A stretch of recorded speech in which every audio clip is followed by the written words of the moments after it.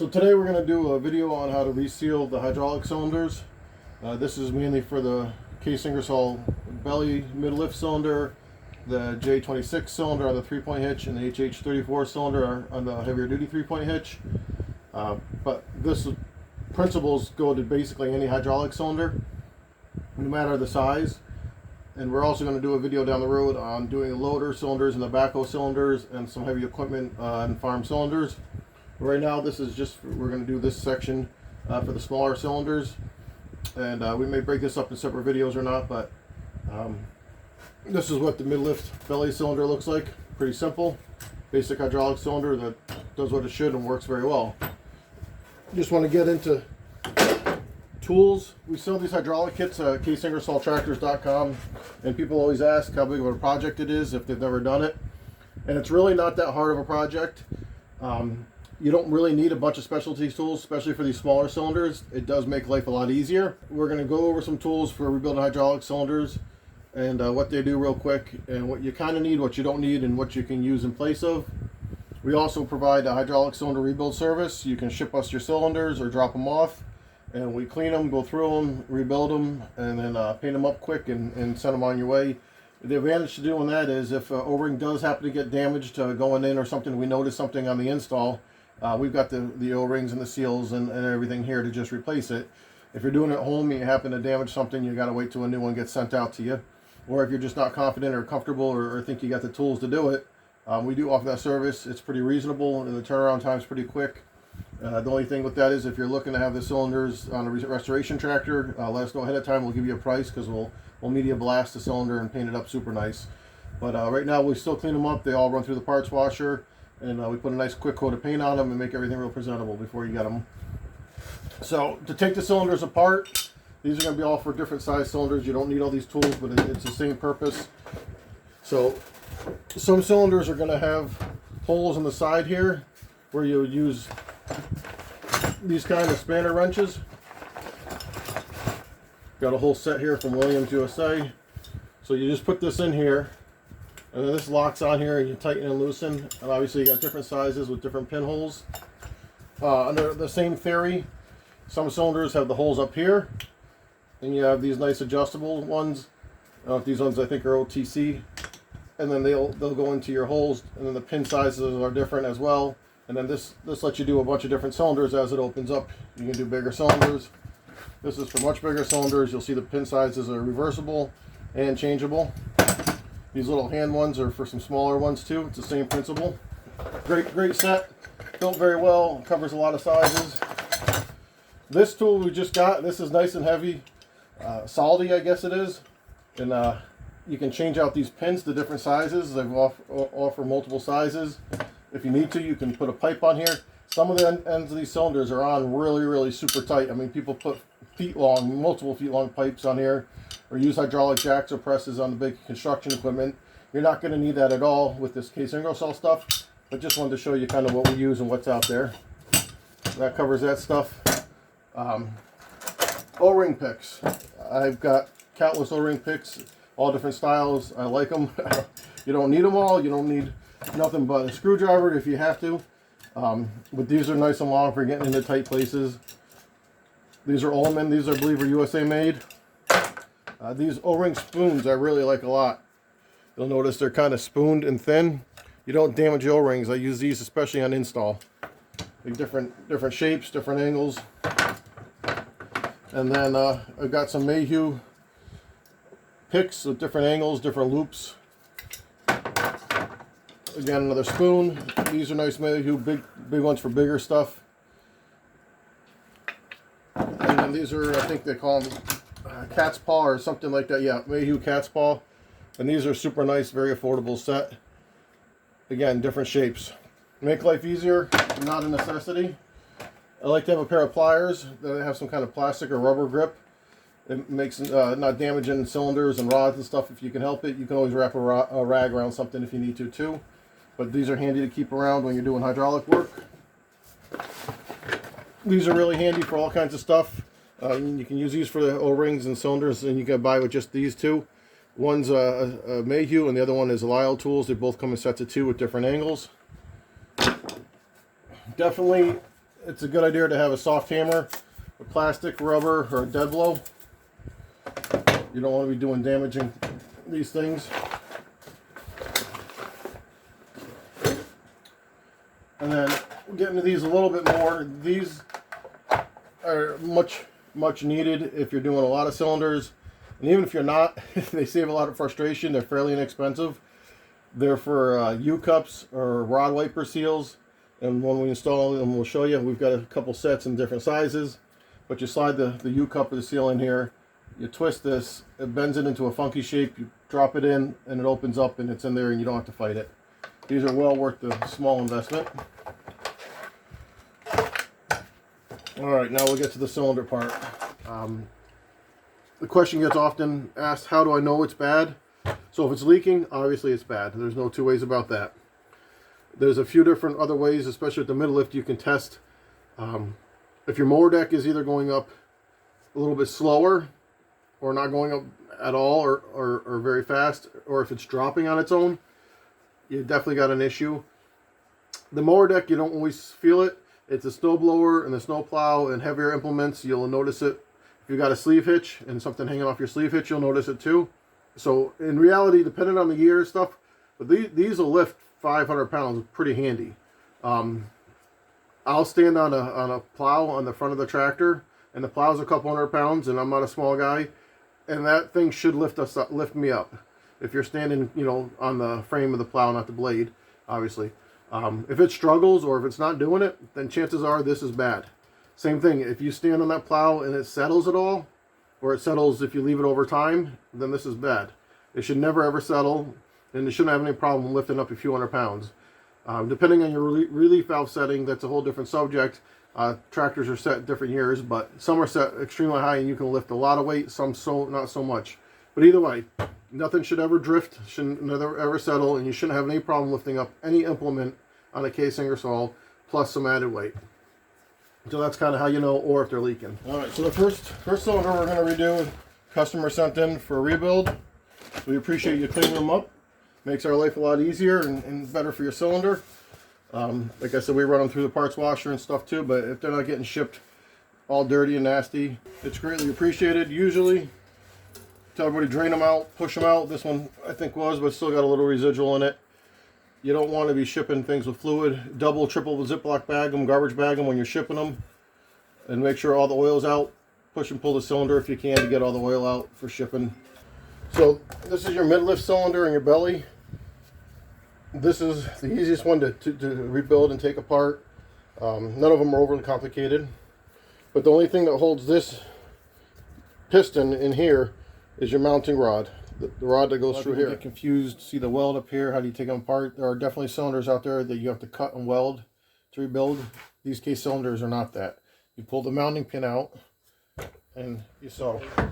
Gently, you can usually just tap it. And again, you want to make sure everything's clean. You want no garbage in here, no dirt. It'll get in there and destroy everything. These are under, depending on the piece of equipment, but a few hundred to a few thousand pounds of pressure. So a little speck of dirt will absolutely destroy everything under that pressure. Also, the other thing to do is pay attention to where your fitting is lined up. The other fitting is lined up. It's going to be maybe a little different on some model tractors or years. It's not the end of the world because you can't spin this, but it's better not to once it's assembled. So the way this one came from the owner, the two fittings are lined up. It's not always like that. Also, on these cylinders, there's going to be a couple different styles here. Some will have multiple O-rings and backup rings. Some will just have one. So keep in mind, we sell the kit that will service all the middle lift cylinders and all your J26 3-point hitches. One kit. It makes it simple for everybody, for us, for inventory, for you guys. You have all the parts. One kit will do one cylinder. You may have some leftover pieces, maybe backup pieces. You may be able to do a partial rebuild on something else. But one kit will do one total cylinder, so keep that in mind. And if you have extra pieces left over, it's not a big deal because it's serving multiple cylinders. That's why we put that kit together that way. Okay, so once you get the cylinder apart, set this stuff aside. You're going to want to look in your bore and make sure there's no big grooves, any big scratches or any damage. This one looks good. Always use gloves. You're going to be using a lot of oil, a lot of cleaning solutions. It makes life way easier. Excuse the mess. This is our little parts cleaner we usually use for cleaning up carburetors and small stuff.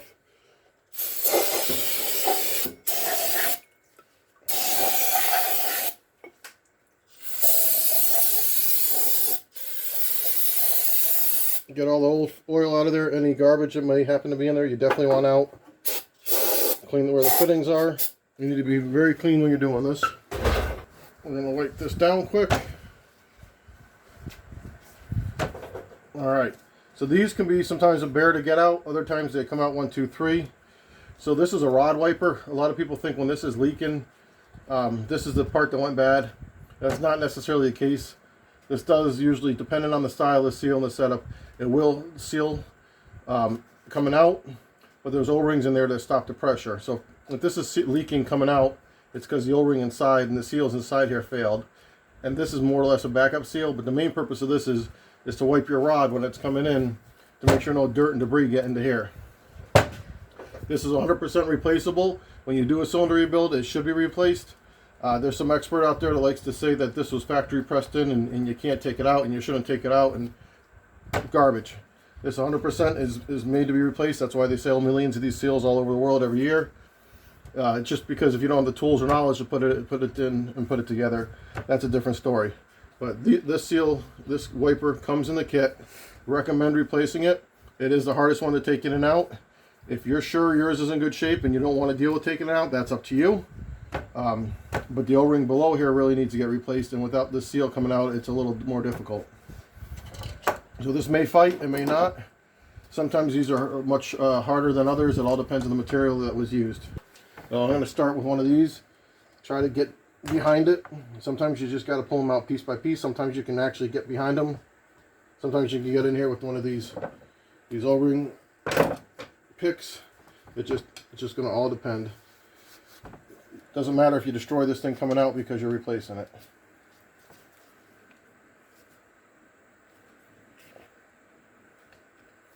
Want to get under it as much as you can before you start working it out. There we go. Well, almost. Made a liar out of me. There we go. Now we got a good bite on it. That's it. Like I said, sometimes they'll fight. Alright. So you'll see this bottom lip here does do some sealing, minimal. Sometimes these are loaded with an O-ring and they're kind of called a U-cup. But that's what that is. I'm not sure if you can see, but down in here, there's an O-ring in here and a backup ring. There's two. Again, they're a little tricky to get in and out, but it is doable. So on top is the backup ring. Down below is the O-ring. Sometimes they'll come out in two like that. Other times they'll come out in one.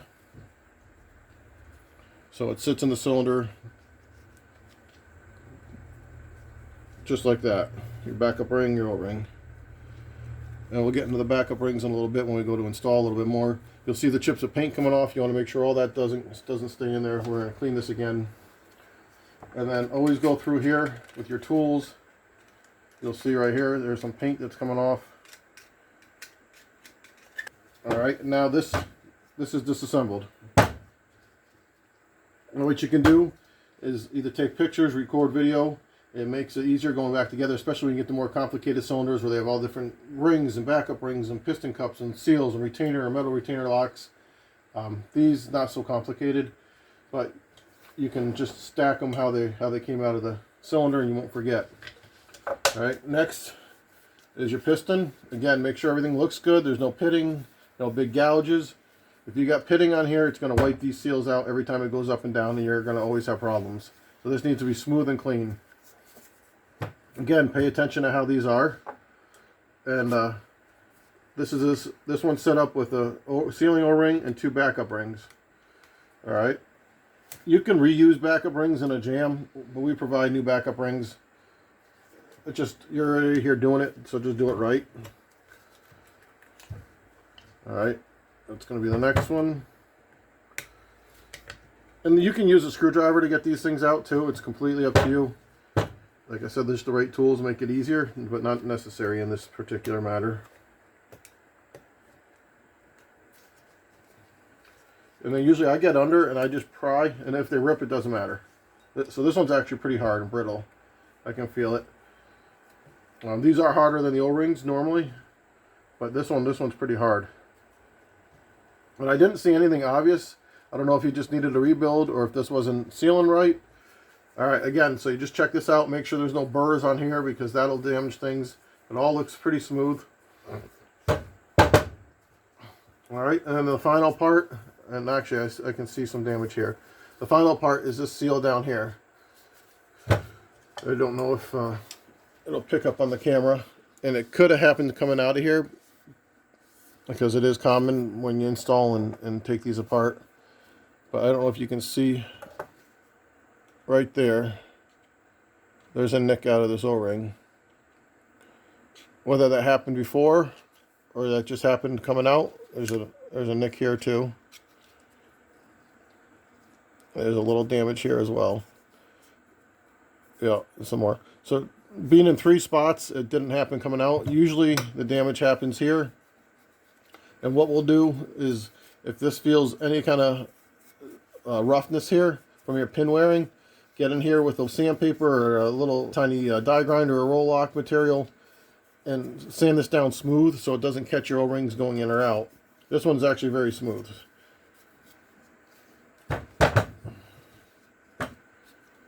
Alright, now we're going to take this O-ring out. And again, we're not saving these, so you can actually stab the ring. It's not a big deal. If you want to get under it, get under it. And again, I just get up over here, pull it off. And then your one backup ring is how this one's set up.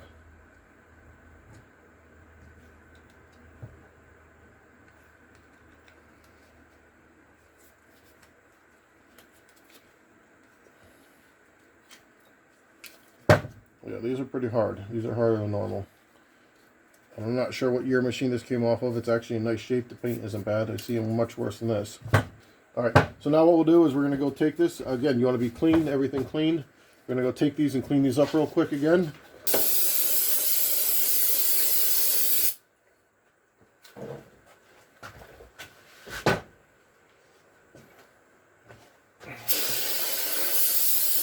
Excuse the mess. This has just been chaos and shipments every day. This is just one day's shipment. It's been like this lately.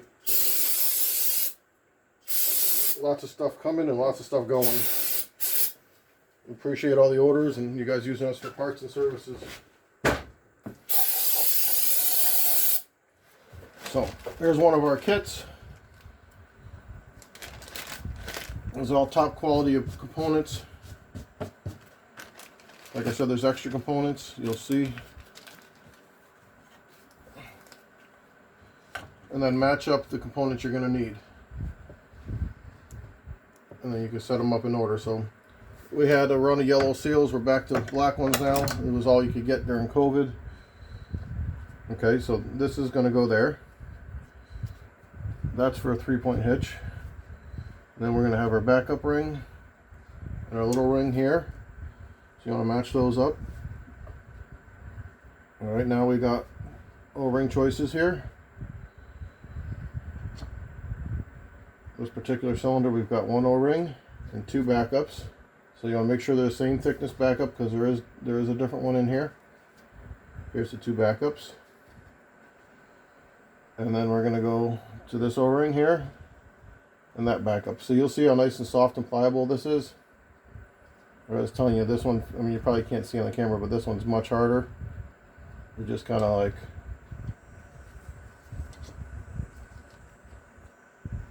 you can see the difference. And this would be an extra ring you don't need. Alright, and same with this.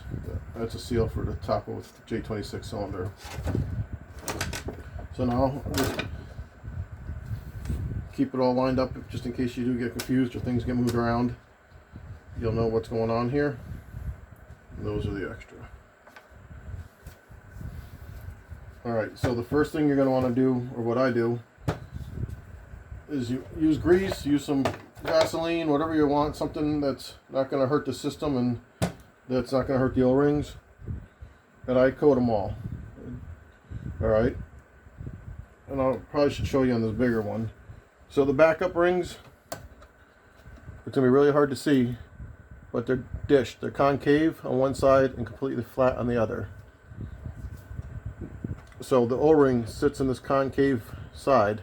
And if you got two of them, then it's sandwiched between the two concave sides. So that's how the backup rings work. If you got one, then the one just goes towards the O-ring. But the round dished concave side always goes against the O-ring. Move up your groove some. You don't want dry seals in here because they'll get wrecked the first time you use them. So when you put these on, these cylinders are not that hard. You don't want to stretch them out any more than you have to. But usually I'll walk them on here, and you want to make sure they don't twist on you if you can help it. And then just take them and just keep walking them. I know it's going to be hard to see. And then make sure it didn't twist on you. And if it did, you can either untwist it on here or pull it off. But you need to make sure that concave side, again, is up against the O-ring. I take the back of this spoon. That's why I like these instead of using the picks. They won't damage this at all. And if you're not sure, you can just check on the other side and you'll see it's the flat side. So push this in, set it all the way down. Now we're going to do the same with the O-ring. You don't need a lot. The grease is fine. This is fine. This gets in the hydraulic system. It's petroleum jelly. It's not a big deal. Same thing with grease. A little bit is fine. You don't need to go nuts. Again, make sure these are clean. Everything's clean as you're installing. This you can usually just put on by hand. Or if you got the nice little spoon, you can walk it out with the spoon. It's completely up to you. Don't stretch it. Walk it.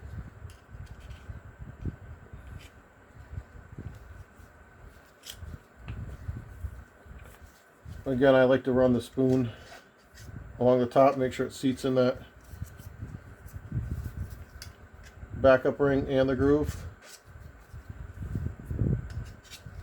And then now this side's set. Again, keep them clean. Take your clean towel and always wipe this groove out. I know I just got done spraying it, but wipe it out.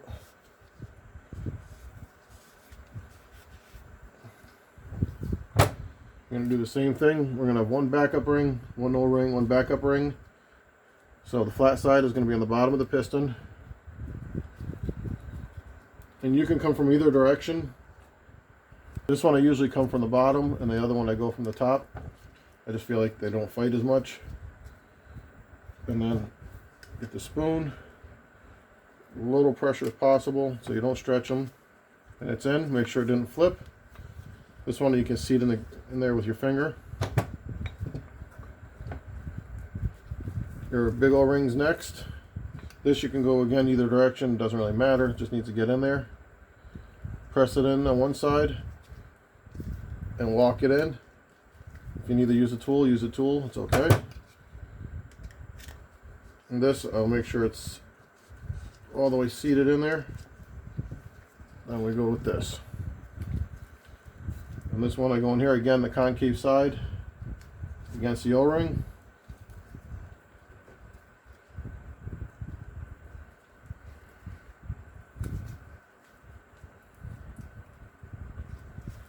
And I didn't use a spoon, you see this one rolled on me.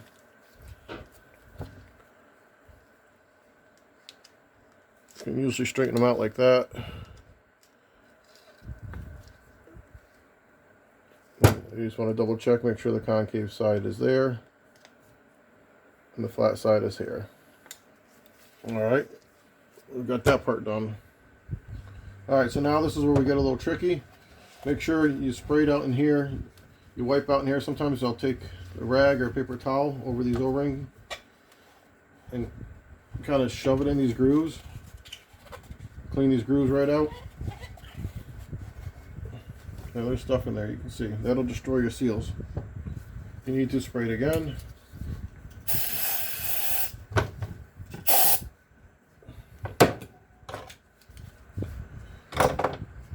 So next, a little more tricky. Make sure all the brake cleaner's out of there because that will not do your O-rings any favors. Again, you got your backup ring and your O-ring. backup ring is going in like this. The O-ring is down there when you're installing it. Sometimes you can kind of work them in together. Other times it's just easier to do them separate. It's going to be probably hard for you to see. And now that they're greasy and the hands are greasy, it doesn't make it fun, but you kind of got to lube these things up. So the O-ring goes first. What I do is I kind of just pinch it a little bit, fold it a little bit, so it'll walk down into the groove. And once you get it in the groove, it's half the battle. It's not that hard. And I just take the back side of these and walk it into that groove. And make sure it doesn't roll, and it shouldn't. It might fold a little bit, but it shouldn't roll. And then get it down in there. Now, that wasn't too bad. That part's not bad. You want to run this around and seat it in there. This is the part that gets tricky. You got to make sure you go in the right way. Make sure your concave side is against the O-ring. I kind of set this side in the groove with my finger. You can't really force it because it's so flat, it's kind of flimsy. But you make sure your O-ring's down where it belongs. I set this on top over here. I know you're not going to be able to see that, but you just got to kind of trust me on it. The O-ring's fighting a little bit.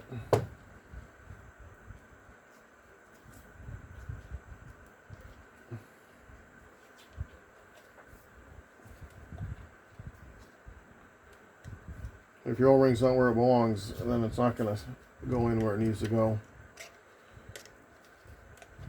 Alright, so hopefully you can see I got one side with my finger set above the O-ring. You don't want to lose that process or progress, but you need to get the rest of this kind of in there too, and without folding it. I kind of hold it one side and then work this down into the groove. It doesn't have to be going into the groove, but get it down in that height. See it like that? It kind of worked its way in, and then take the back of your spoon and go around. And then I just press it in with my finger too. So now it's set there above the O-ring. So far, not too bad, right?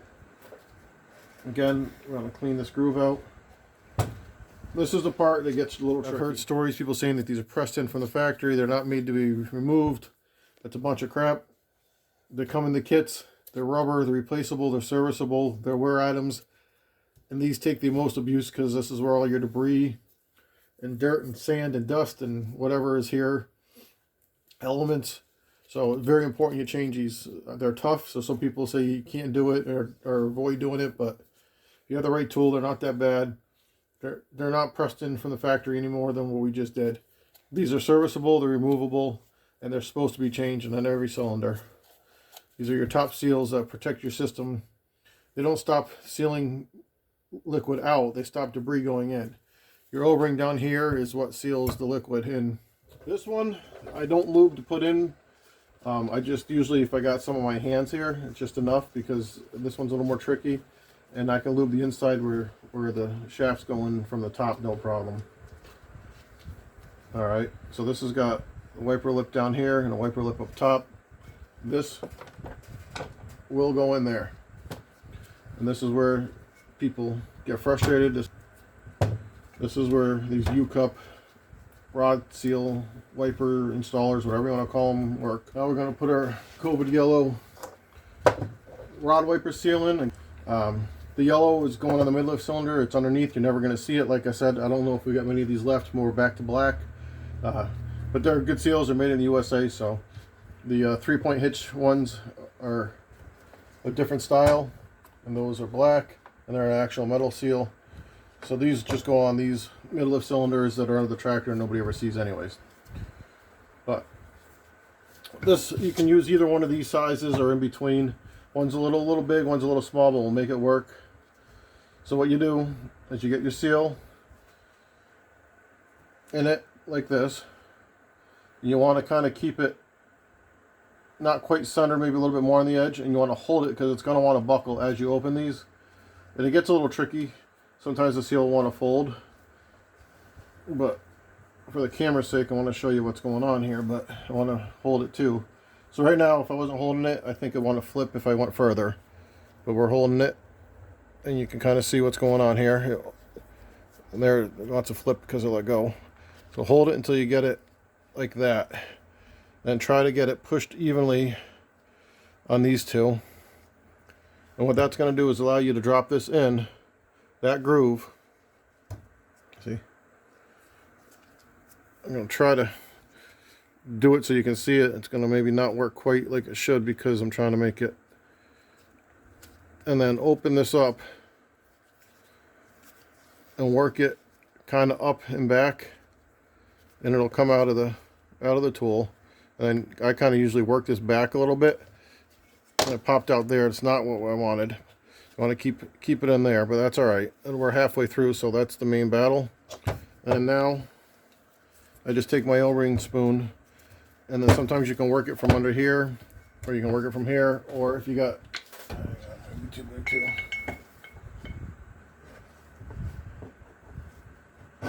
But you can put pressure on it a little bit, and so it just keeps it from walking past the groove you're trying to go into. And just kind of gently flip it in there. This is why the spoons work good and not a pick or a screwdriver, but if you have to, you can do it with a screwdriver. And you want to make sure that it stays in there, and then once it gets in there, it'll kind of work its way in, just like that. And then you can get in there with your finger if you need to. And this piece here is a little bit low, so it's not all the way in there. I'll just gently pry up on it, and then it falls into place. And then take your thumb or your finger and put a lot of pressure, go around and seat that in that groove. And then now you can put your lube on here for the shaft. There's our extras there. All right, so we're going to make sure this shaft is clean. There's no pitting. This little piece of paint I don't like below the line here. And it's chrome, it'll come right off. Okay. Again, lube it up. Better than destroying things as it's going in. And then you want to line your hole up, and it will spin once it's in there, but it's better the least spinning you're doing, the better. Line your hole up with the hole here. You can usually start this right on the bench like this. You want to center it like that, and then gently try not to bang on your seal if you can help it. Just get it started. All right, and now this is where these can come into play. Obviously, like I said, not a necessity. Come up so it slides over, but we're going to lube these up too for sure. Still want to go a little bit more. Okay. And then now what I'm going to do is tighten them up. And it's tough because everything's greasy. You don't need to go in too nuts, but you want to tighten them up so they're on the piston tight. There we go. Okay. Now they're squeezed in, the rings are squeezed in around the piston. Okay. Put it in your vise or somewhere. Putting these together or taking them apart in a vise is, you don't want to clamp them too much because you will damage the cylinder and squeeze it, and then your piston won't work. Alright, so you need to get this off center a little bit and up a little bit higher so you can give the rod a little bit travel here. Alright, that's just snug. And you can do this with a hammer or a piece of wood or whatever. You can just tap it like this, you can tap it like that, whatever you think works good for you. And just gently tap it. And now it's started. I bottomed out here, but that's okay. Work clean if you can. Try to get it straight, and you're going to work this. Sometimes it pops right on like that. Other times you got to tap it. All right, so that's the first part. Make sure this is straight. You're going to have a little force here because these are bigger than your diameter of your cylinder. They squish in as you're going in, but you want to be straight, otherwise you'll pinch these or wreck them. Again, you can little light taps. Just check it every so often to make sure it's straight. So the first two went in, we still got the last one to go. Alright, so it's past there. It's not quite into the cylinder part. That now we can just go to something like this. Again, you're going to look at your seals, make sure they're hopefully not getting damaged in there. Sometimes you can see it, sometimes you can't tell until it's assembled. Unfortunately, there's no way to do it until you put it under a test. But if you just tap it, it should go easy. If they're fighting, something's wrong. Below here, you just got to tap it a little bit more so your other part on the bottom sealer can go. Just a little bit, don't go nuts. We're past here, maybe half, 3/4 of an inch. Work it back and forth a little bit and get your lube in there so you don't have a dry start first time you use it. Again, this can spin once it's assembled to get your pin wherever your pin is going. And what we would normally do is put this in here, but I'm going to show you, because not everybody's got those, that you can do it without it, with lots of lube, lots and lots. Again, lube in here too. Now you remember where this port was on this machine, on this cylinder. The way it came from the customer was lined up like this, so that's the way it's going back. You can see where the bar mark is here. So you line the bar up with the holes. Now you can see in here it's got to be really straight in order. This is not going to work well. And then do your best you can. You don't want to push down in here because it's going to push up on you, but do the best you can. I'll do it in the vise so you can see. You get this seated in here nice, and then you're going to want to hit this evenly around. So my line's lined up where the pin was. You can see it. I'll tell you the hose will be in the right direction because it was on the side where the fitting is. And I just hold pressure on it and just gently tap it around and keep working yourself around, and you'll see it start to go. And then once it starts to go, right now I'm hitting opposites, 6, 3, 9, however you want to do it, to get it started. Now it's started. Now I'm just going to gently tap around clockwise. Now it's in there. Again, our next biggest thing is these two holes. We got past that. And you want to kind of look at your rings. Hopefully they ain't get damaged through the holes. They look good so far. So right now I'm up against this one, so make sure this has got room to travel.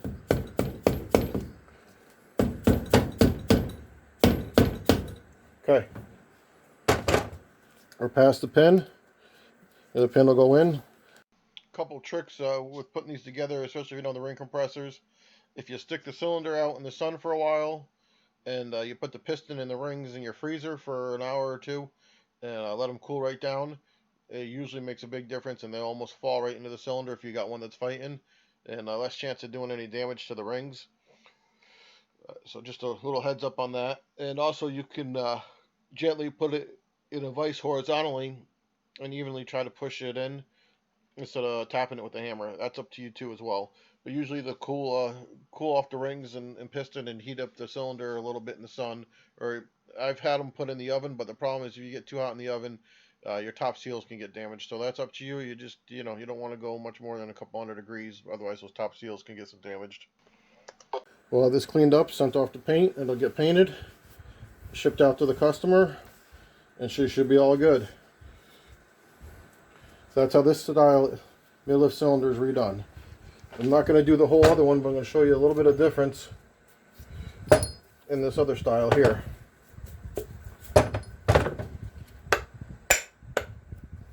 Okay. So this part is the biggest difference on these older ones. You'll notice, notice there's no backup rings. This has just got one single ring. So that's what this leftover one in this kit is for. It's just got one single ring here. That's the difference on that. And then also, You'll notice on this one, just got one single ring as well. There's different years, different combinations with one backup ring, no backup ring, two backup rings on both of them. So just different setups. But I just wanted to show you that's why we have the different parts. Sometimes you got leftover ones, sometimes you don't. And that's another mid-lift cylinder. Just a different year, different part number, different series. Is one better than the other? Well, this one's got more rings and more backup rings, so of course it's better. Is there anything wrong with this one? Absolutely not. Also wanted to make a quick note about tools. I know it's not in everybody's budget to have all different tools. I can say you can get a real inexpensive O-ring pick set, a pretty inexpensive O-ring spoon kit. I would say those two are very important. And really getting one of those U-cup installers tools makes your life a lot easier, and you'll thank me. You can probably buy them individually, get a small one for a reasonable price, but the sets aren't very expensive. But those three things are really make this job much easier. Quick photo of a customer's cylinder they sent in for us. This isn't a restore paint job, just one of our quick regular paint jobs going out. That's what they look like. Please be sure to like and subscribe, and feel free to comment below. We really appreciate it all. Go to caseingersolltractors.com for these seal kits and many other seal kits, as well as all kinds of parts for Case Ingersoll garden tractors, Briggs & Stratton engines, Kohler engines, and Onan engines. Thanks for watching. See you next time.